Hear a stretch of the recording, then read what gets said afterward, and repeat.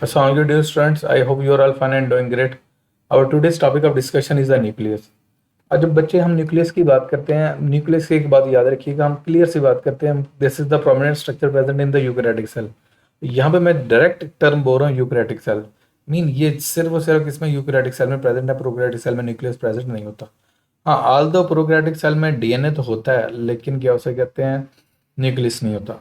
अब एक बात याद रखिए प्लांट सेल एनिमल सेल की, ये पिछली वीडियो में मैंने डिस्कस किया है कि in case of the animal cell nucleus present in the centre, while in case of the plant cell nucleus is pushed towards periphery due to presence of a large central vacuole। Clear.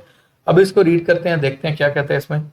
A nucleus, a prominent nucleus is present in all eukaryotic cell at the center in animal cell while pushed to a side in plant cell। लेकिन plant cell में side की तरफ push हो जाएगा। The spherical nucleus typically occupies about 10% of a eukaryotic cells volume। ये MCQ है कि अगर आप किसी भी यूकैरियोटिक सेल की बात करें, उसका 10% का जो रीजन होता है ना, that is occupied by a nucleus. Clear.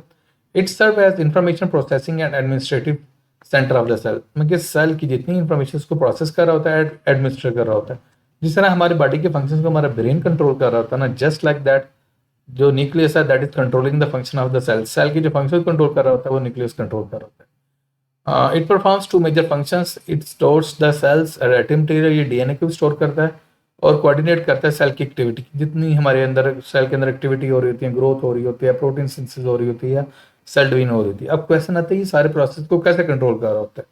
Basically nucleus के अंदर होता है डीएनए और डीएनए कंटेन द जीन। अब जीन क्या होते हैं, स्पेसिफिक यूनिट्स होते हैं जो हमारे सेल की एक्टिविटीज को कंट्रोल कर रहे होते हैं। क्यों, हमारे 80 to 90% फंक्शन है, those are directly or indirectly controlled by the proteins, and proteins are formed from the RNA and RNA is being synthesized from the DNA। अब जरा बात है, डीएनए से आरएनए बनेगा, आरएनए से प्रोटीन बनेगी। क्लियर। तो इसका मतलब हो गया डीएनए कंट्रोल करे, और डीएनए कहाँ पे प्रेजेंट है, न्यूक्लियस के अंदर प्रेजेंट है। ये जर्नल से मैंने बात कर दी। नेक्स्ट हम देखते हैं, the semi fluid matter is found inside the nucleus called as nucleoplasm. अब इसके अंदर जो क्या हो सकते हैं, सेमी फ्लूइड से प्रेजेंट है, that is called as nucleoplasm. Within the nucleoplasm most of the nuclear material consist of chromatin. अब मैं एक टर्म, दो टर्म्स बोलूंगा, one is the chromatin, other is the chromosome. अब यहाँ पे देखें सेल क्या हो कहते हैं, डिवाइड नहीं कर रहा। अब यहाँ पे आपको ये थ्रेड लाइक स्ट्रक्चर्स नजर आ रहे होंगे, this is called as a chromatin. अब मैं एक स्टेटमेंट बोलूंगा, इसे आप नोट डाउन कर लीजिएगा अपनी नोटबुक पर। When the cell is at non-dividing stage, DNA exists in the form of loose thread-like structure that is called as a chromatin। Mean जब सेल डिवाइड नहीं कर रहा होता, डीएनए लूज थ्रेड-like स्ट्रक्चर की फॉर्म में होता है, that is called as a chromatin. But when the cell has to divide, chromatin condenses to attain a regular shape that is called as chromosome। और वही अगर क्या उसे कहते हैं, सेल ने डिवाइड करना हो, यही क्रोमेटिन कंडेंस करते, कंडेंस करके रेगुलर शेप अटेन कर लेता, that is called as chromosome. ये क्रोमेटिन है। अब ये देखिए ऐसा ऐसा कंडेंस होके क्या करेगा, रेगुलर शेप अटेन कर गया, that is called as the chromosome. अब दो बातें हैं, जब डीएनए लेस कंडेंस्ड फॉर्म में है then that is called as the chromatin, but the DNA is when it is in the form of the condensed form then this is called as the chromosome. अब मेरा question ये है कि DNA नहीं है ना, वो बेशक क्रोमेटिन की फॉर्म में है, बेशक क्रोमोसोम की फॉर्म में है। तो जब सेल डिवाइड नहीं कर रहा वो क्रोमेटिन की फॉर्म में, जब सेल डिवाइड कर रहा है वो क्रोमोसोम की फॉर्म में है। तो क्वेश्चन ये आता है कि क्या उसे कहते हैं ये एक फॉर्म में क्यों नहीं रहता, या वो क्रोमोसोम की फॉर्म में रह ले या वो क्रोमेटिन की फॉर्म में रह ले। अब इस क्वेश्चन को क्या उसे कहते हैं, अटेम्प्ट कीजिएगा, आंसर करने की ट्राई कीजिएगा। क्लियर। आप किसी अपने टीचर से डिस्कस कर लीजिएगा, आपस में डिस्कस कर लीजिएगा, या जैसे भी। एनीवेज नेक्स्ट हम देखते हैं, नेक्स्ट है nuclear envelope. The nuclear envelope and nuclear pores. The nuclear envelope is a double layered membrane that encloses the contents of the nucleus during most of the cell's life cycle। Basically DNA present ही कहाँ पे होता है, nucleus के अंदर होता है और उसकी डबल मेम्ब्रेन के अंदर होता है। The space between the double layer is called है पेरीन्यूक्लियर स्पेस। वो कहना चाह रहा है कि जो दो मेम्ब्रेन होते हैं न्यूक्लियर एनवेलप की, उन के दरमियान जो स्पेस होती है that is called as perinuclear space. Clear. Okay. या यहाँ पे देखें न्यूक्लियर एनवेलप है और ये इनर न्यूक्लियर मेम्ब्रेन है। क्लियर। मैं आपको ना उससे शो करता हूँ नेट से।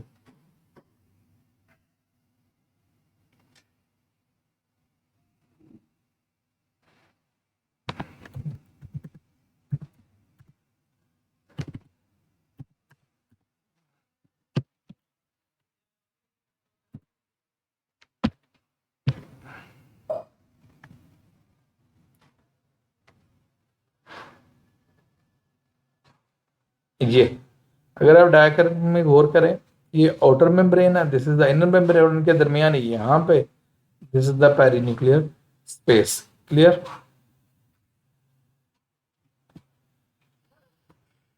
ओके।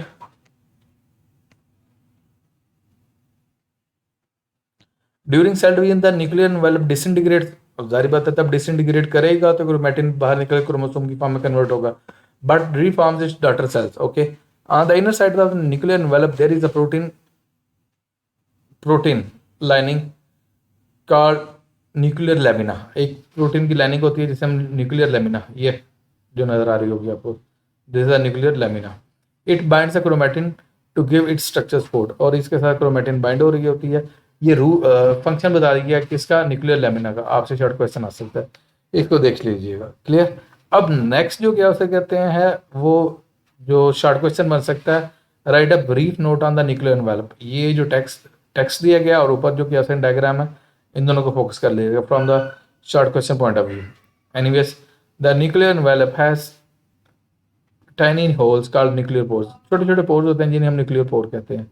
अब इस डायग्राम में मैं आपको शो कर देता हूँ, ये उसने मेंशन किया न्यूक्लियर पोर, ये न्यूक्लियर पोर। लेकिन इस डायग्राम में बड़े सिंपल से न्यूक्लियर पोर शो किए गए, इतने सिंपल होते नहीं है। अब आपकी बुक में क्या हो सकता है, इसको जरा डिटेल में दिया गया, इसको देखते हैं यहाँ से। These pores regulate the passage of molecules between the nucleus and cytoplasm.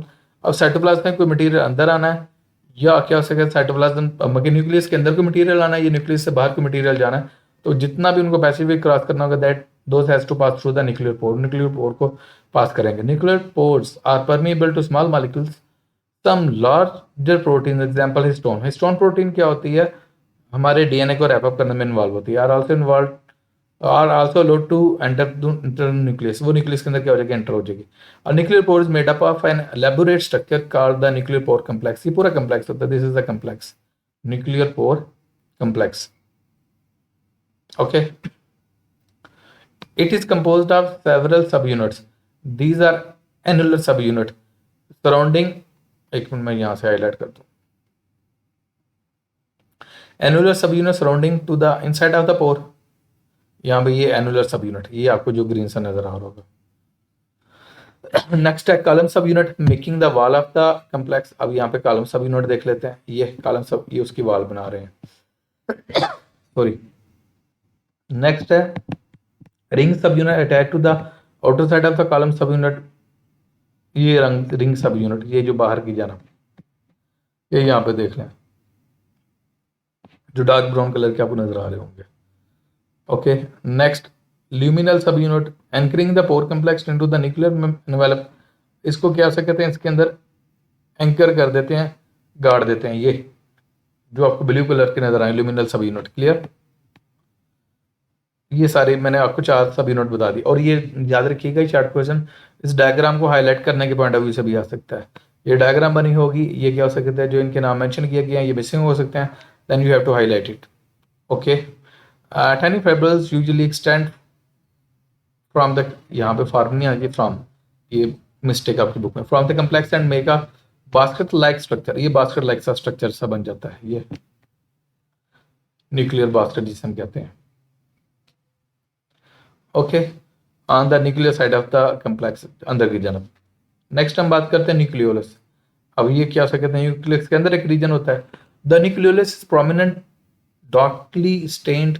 मतलब इसको स्पेसिफिक कलर दिया जाए तो ये बहुत कलर अब्जॉर्ब कर लेता है इन द साइटोप्लाज्म। देयर में भी 1 or 2 न्यूक्लियोलाई, न्यूक्लियोलस का प्लूरल न्यूक्लियोलाई है in a nucleus. Okay, nucleoli manufactures subunits that combine to form the ribosome. ये राइबोसोम के सब यूनिट बनाता है। और राइबोसोम आपको पता है स्मॉल ग्रैनुलर सब्सटेंस होते हैं और इनकी कोई मेम्ब्रेन नहीं होती है, and they are involved in the formation of protein. Nucleoli are formed at certain sites in chromosome called nucleolus organiser region. यहाँ इस रीजन में बन रहे होते हैं। The DNA found at NORs encodes the ribosomal RNA. Simple RNA बनाना होता है। देखो ना, एक बात याद रखिएगा, आरएनए की 3 टाइप्स होती है, मैसेंजर आरएनए, ट्रांसफर आरएनए और ribosomal RNA. As the name indicate, messenger RNA which takes the message for the formation of protein, while when you talk about the transfer RNA, transfer the amino acid from different locations of the cell to the site of protein synthesis. While when you talk about the ribosomal RNA, these type of RNA are involved in the formation of ribosomes. Clear? मैं दोबारा बोल देता हूँ, जो messenger RNA वो message carry करता है, protein बनाने के लिए ट्रांसफर आरएनए क्या करता है, अमीनो एसिड्स को कैरी करता है, सेल की डिफरेंट लोकेशन से उस जगह पे लेके जाता है जहां पे प्रोटीन सिंथेसाइज हो रहा होता है। और राइबोसोमल आरएनए ये क्या होते हैं, राइबोसोम्स को बनाने में इन्वॉल्व होते हैं। नेक्स्ट हम देखते हैं, the nucleolus consist of granular and fibrillar components and DNA. The granules consist of ribosomal subunits that have already been formed. The fibrils are composed of raw materials और ribosome उसके अंदर ribosome आ जाएगा, ribosomal RNA आ जाएगा, associated proteins और भी proteins होती हैं। और क्रोमैटिन क्रोमोसोम का डिफरेंस मैं आपको पहले बता चुका हूँ, लेकिन इसको रीड करेंगे हम। ये क्या कहता है, nucleus contains string like fibres collectively called chromatin. तो डीएनए जब क्या होता है, रेप फॉर्म में होता है, थ्रेड लाइक स्ट्रक्चर फॉर्म में होता है, then that is called as a chromatin. It compose of DNA and protein, और दो चीज़ों से मिलकर बनाता है, डीएनए और प्रोटीन, और वो प्रोटीन हिस्टोन प्रोटीन होती हैं। The structure of the chromatin reveals that it is made up of series of bead like structures called nucleosomes. ये न्यूक्लियोसोम, ये न्यूक्लियोसोम, ये सारे क्या है, न्यूक्लियोसोम्स हैं। In a nucleosome DNA strand wraps around a group of small proteins called histone protein. मैंने ऊपर नाम आपको बता दिया था, इन प्रोटीन्स का नाम हिस्टोन है। ओके, ड्यूरिंग इंटरफेज वो फेज होती है जब सेल डिवाइड नहीं कर रहा होता, जब सेल अपनी normal activities normal functions perform कर रहा था। यहाँ पे देखे ना, during interphase when the cell is carrying out its normal functions, the chromatin is dispersed throughout the nucleus in the form of the tangle of fibres की form पूरा जाल सा फैला होता है। When the cell begins to divide, chromatin stands and compressed into a specialized structure called chromosome. तो यही जब सेल ने डिवाइड करना, यही क्रोमैटिन कंडेंस करके रेगुलर शेप टेन कर लेता है, that is called as chromosome. और chromosome is made up of arms, ये उसकी आर्म्स हैं, इन्हें हम क्या कहते हैं, क्रोमेटिड कहते हैं, वैसे इसे नाम बोल दिया जाता है, called chromatids and central point called centrosome, इसे हम सेंट्रोसोम कहते हैं, और सॉरी सेंट्रोसोम कह रहे हैं, सेंट्रोमियर कहते हैं। अब सेंट्रोमियर का दूसरा नाम क्या कहते, ये इसको प्राइमरी कंस्ट्रक्शन भी कहते हैं। सेंट्रोमियर का दूसरा नाम क्या है, प्राइमरी कंस्ट्रक्शन, क्लियर। और ऊपर रीजन होते हैं जिसे हम टीलोमियर कहते हैं। अच्छा, एक बात याद रखिएगा, जैसे क्या हो सकते हैं, हमारा क्या हो सकते हैं, एज ज्यादा होती जाती है ना, टीलोमियर की लेंथ छोटी होती जाती है। अगर फर्ज करें जो न्यूली बॉर्न बेबी है, उसके अंदर क्या हो सकते हैं, टीलोमियर की लेंथ मैक्सिमम होती है। जैसे हमारी एज बढ़ती जाती है ना, 5 साल, 10 साल, 15 साल, 20 साल, 25 साल, 30 साल, 50 साल, जितने भी साल होते हैं, टीलोमियर की लेंथ उतनी ही छोटी होती जाती है। ओके, नेक्स्ट हम बात करते हैं, the number of chromosomes with in the nucleoli of organism sales is species specific. Mean her species के अंदर क्रोमोसोम का नंबर स्पेसिफिक होता है। अब ह्यूमन की बात कर लें, इस पूरे अर्थ पे जितने भी ह्यूमन हैं तकरीबन 8 अरब हैं। अब किसी भी कंट्री में चलाएं, इटली में, जर्मनी में, क्या उसे कहते हैं, जॉर्जिया में, यूके में, पाकिस्तान में, इंडिया में, बांग्लादेश में, किसी भी कंट्री जाए, जितने भी ह्यूमन हैं उनके अंदर जो क्रोमोसोम का नंबर 46 होगा। या chromosome number may be as low two as in some ants and roundworms. अच्छा, ये क्या हो सकते हैं, हर एक के अंदर डिफरेंट है, बात के अंदर 2 है। ये इंसान की बात नहीं कर रहा, डिफरेंट ऑर्गेनिज्म की बात कर रहा है।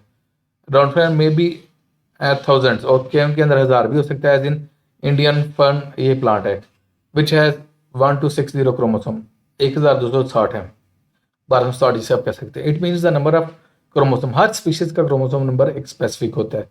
यह तक क्लियर है बच्चे, ये मैंने आपको कर दिया। अब जो क्या हो सकते हैं बॉक्सेज हैं उनको देख लीजिएगा जो यहाँ पे हुए हैं।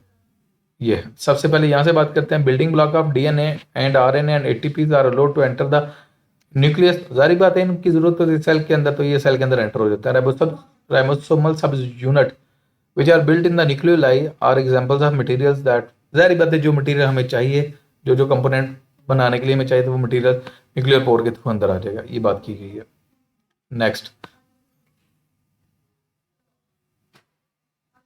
नेक्स्ट यहाँ पे, in cells that produce large amount of proteins and thus require significant number of ribosomes. जाहिर बात है जिन्होंने प्रोटीन्स बनानी होती है उन्हें राइबोसोम ज्यादा चाहिए होती है। क्यों? Ribosomes are the building blocks, building factories are manufacturing factories of protein. The size of nucleolus is considerable, उनमें राइबोसोम्स भी ज्यादा होंगे, न्यूक्लियोलस भी ज्यादा होंगे। उसकी रीजन न्यूक्लियोलस, क्योंकि वहां पे क्या बनना है, राइबोसोमल आरएनए बनना है। At the onset of mitosis the single nucleolus present in cell disappear. जैसे ही माइटोसिस में सेल डिवीजन स्टार्ट होने लगी तो न्यूक्लियोलस क्या हो जाएगा, डिसअपीयर हो जाएगा। And after division new nucleolus is found from the NOR, nuclear organiser region. ये NOR इसकी एब्रीविएशन है। Okay next, inside the nucleus of every human cell there is 6 feet long DNA। हर एक सेल के अंदर 6 foot लंबा DNA होता है और सेल इतना छोटा होता है जो आपको नेकेड आई से भी नजर नहीं आता। तो अब मेरा यहाँ पे आपसे क्वेश्चन ये है कि अगर एक सेल के अंदर 6 फीट लंबा DNA है तो वो एक क्या सकते हैं माइक्रोस्कोपिक सेल के अंदर कैसे एडजस्ट हुआ है? इस क्वेश्चन का भी आंसर देने की ट्राई कीजिएगा। It is subdivided into 46 individual molecules जिन्हें हम क्रोमोसोम कहते हैं। There are 2 types of the chromatin, euchromatin and heterochromatin. अब यूक्रोमैटिन क्या है? Euchromatin is a generally active chromatin involved in transcribing RNA to protein. Mean इस DNA से RNA बनता है, RNA से प्रोटीन बनता है। Next, the other kind of chromatin is term heterochromatin, it's DNA is genetically inactive होता है। Clear है? ओके बच्चे, यहाँ तक मैंने आपको न्यूक्लियस का कर दिया। अब न्यूक्लियस का लॉन्ग क्वेश्चन भी बन सकता है और जहाँ पे शॉर्ट क्वेश्चन बन सकता है ना उसके पॉइंट ऑफ व्यू से न्यूक्लियर पोर के थ्रू से, वो भी मैंने आपको बता दिया। ऐसे आप इसको ओवरऑल लॉन्ग क्वेश्चन के पॉइंट ऑफ व्यू से भी तैयार कीजिएगा। Okay, thank you. If you have any sort of question then you can ask in the comment section. Thank you so much.